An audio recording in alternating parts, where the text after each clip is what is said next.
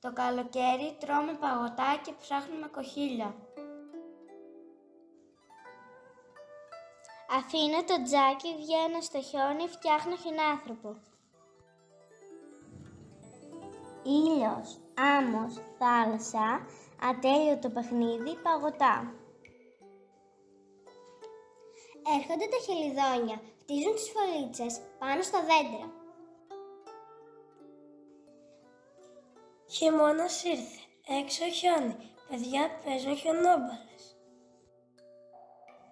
Θάλασσα, παιχνίδι, νεροπίστολα, ζήτω καλοκαίρι. Πέφτουν οι φάδες, λευκά φύλλα, τα παιδιά παίζουν στα χιόνια.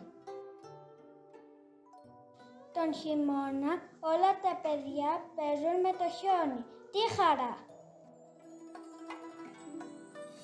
Βάζω το μαλλιό, πηγαίνω στη θάλασσα, τρώω παγωτό.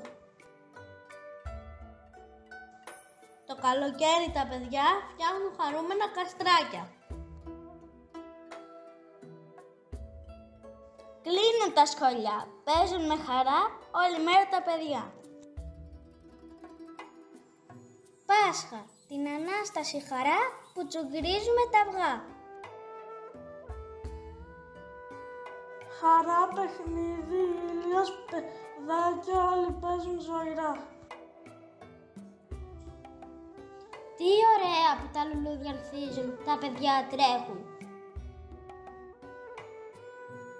Το χιόνι πέφτει, τα σπουργίτια φεύγουν βαργά από τα δέντρα.